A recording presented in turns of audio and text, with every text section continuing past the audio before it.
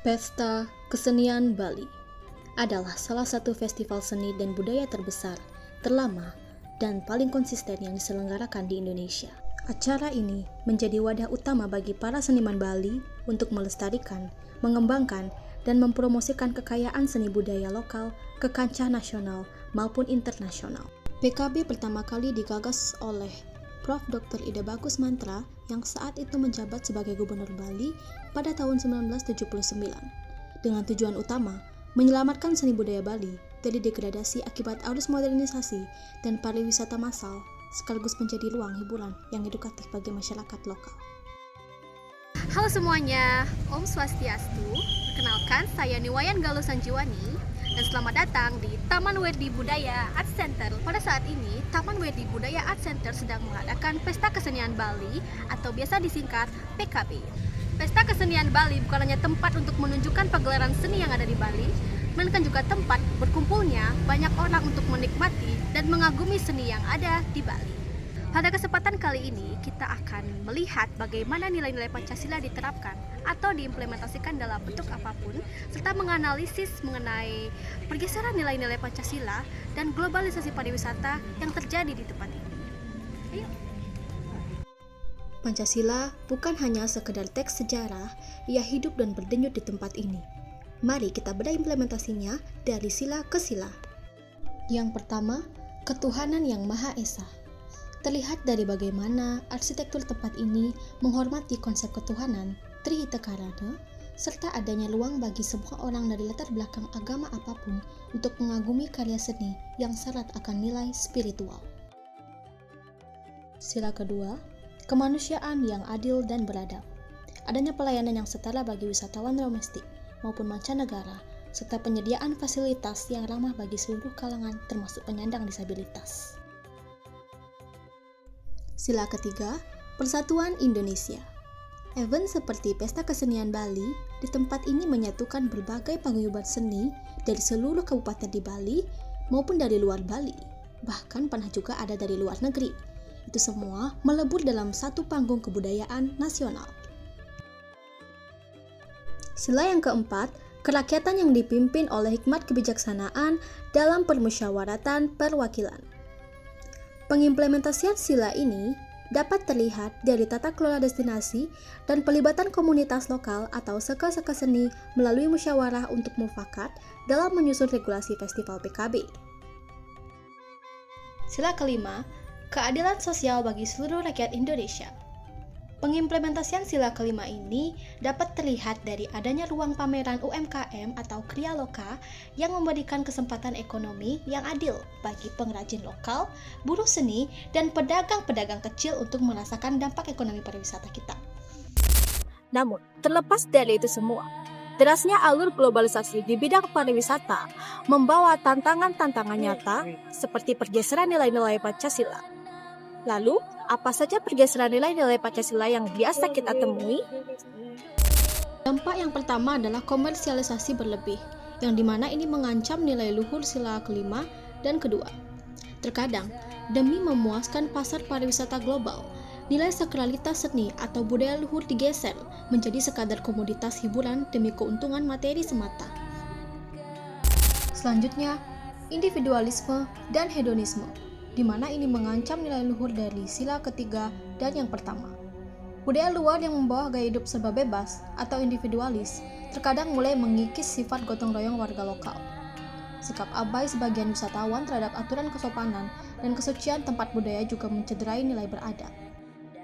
Dan yang selanjutnya dapat ditemui adalah memudarnya kebanggaan lokal, yang dimana ini mengancam sila ketiga. Adanya kecenderungan generasi muda yang lebih mengagumi budaya populer barat atau asing yang dibawa pariwisata dibanding mendalami seni tradisi mereka sendiri. Halo Kak, boleh minta waktunya sebentar Kak? Ya. Oke, sekarang aku mau tanya nih, Kakak udah dari tadi belum di sini? Sudah dong, karena ini kan hari pertama dari pembukaan PKB aja. Tapi aku mau nanya-nanya nih dikit Kak. Kak, ya ini kan acara rakyat. Kalau tadi Kakak lihat nggak nilai kebersamaannya di sini? Kalau nilai kebersamaannya lihat sih Kak, jadi dilihat dari banyaknya orang-orang yang bergotong royong dari mempersiapkan acaranya sampai habis itu juga. Mau rencana nonton apa nih habis nih? Rencananya sih mau nonton Muka ada Chandra ya? Iya, Oh, tadi oh gitu. Oke, Ibu, udah bertahun-tahun selama ini mengelola di sini. kalau di sini kita setiap PKB ikut. Setiap Bahkan PKB. sekarang ya. Sekarang kita Bali Bangkit. Habis Bali Bangkit lanjut ke PKB selama 5 tahun kita sekarang. Dari dulu sampai sekarang kira-kira nilai pergeseran nilai apa yang paling kerasa? Misalnya kan dulu tuh orang-orang kayak minat beli ini itu, sekarang terasa kayak jarang ya. Kira-kira apa yang paling terasa dari ya perkembangan zaman sekarang lah gitu? Kalau masalah tenun dia tetap eksis, ada pembaruan, dimodifikasi. Dari Kopix, dari Bali Bangkit. Promosi terus kebetulan dari Mekanasta, Putri Astros juga selalu mengundang itu, jadinya kayak itu apa sih, ada aja sih yang kesini gitu. Sambil di sini juga media promosi sambil jualan. Dikenalkan lah gitu, jadi anak muda bisa tahu juga. Kira-kira ibu di masa depan bakal lanjut lagi nggak ini, masih ada semangat nggak untuk Lanjut, saya kan masih muda. Iya, lanjut. Ini kebetulan juga usaha dari orang tua, jadi saya generasi ketiga yang melanjutkan usaha ini. bisa panggil Pak siapa ya? Pak Gede. Pak Gede. Pak Gede udah bertahun-tahun di sini ikut gini. Kalau ikut pamerannya dulu dari nenek, dari Tahun berapa ya? dari zamannya itu bagus banget. Memang berapa tuh ya?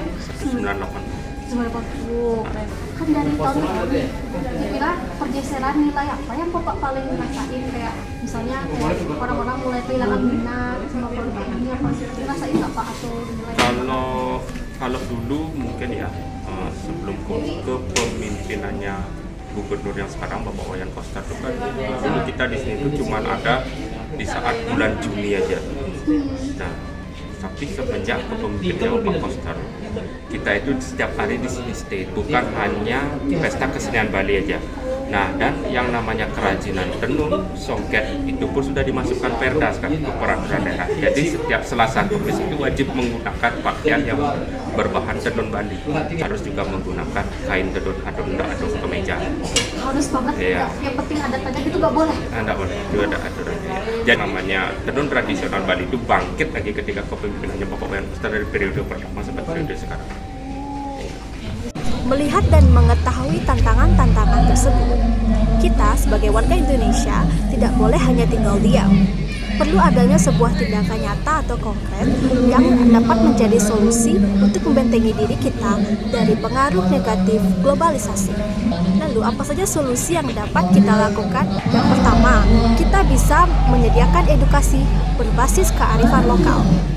Dengan adanya edukasi berbasis budaya, kita sebagai warga lokal menyediakan edukasi yang menjelaskan budaya kita bekerja seperti apa.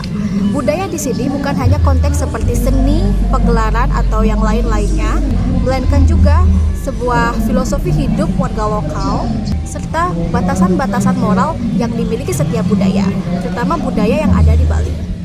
Selain edukasi, selanjutnya ada regulasi berbasis kearifan lokal. Itu seperti adanya penguatan sanksi-sanksi adat, agar sanksi-sanksi adat tidak hanya sebatas ada, melainkan juga harus dikuatkan agar setiap budaya-budaya yang memiliki sanksi-sanksi tertentu itu yang dihormati, dipatuhi, tidak yang disepelekan atau diremehkan. Lalu selain itu, di era yang serba teknologi ini, kita perlu menyiasati digitalisasi konten budaya, terutama untuk generasi muda yaitu Gen Z. Dengan adanya konten budaya yang bermutu, kita dapat mengenalkan budaya kita ke seluruh global dengan menggunakan teknologi yang ada. Pariwisata boleh berkembang, dunia boleh berubah, namun fondasi suatu bangsa tidak boleh goyah. Sebagai penutup, izinkan saya mengutip sebuah kata mutiara. Kebudayaan suatu bangsa bersemayam dalam hati dan jiwa rakyatnya. Pariwisata adalah cara kita untuk mengenalkan rumah kita kepada dunia. Dan Pancasila ada sebagai tiang penyangga untuk menyangga rumah kita agar tidak roboh. Saya Niwayan Galuh Sanjiwani, pamit undur diri. Mari kita jaga budaya kita dan mari kita amalkan Pancasila. Sekian, terima kasih dan Om Santi Santi Santi ya Om. Sampai jumpa.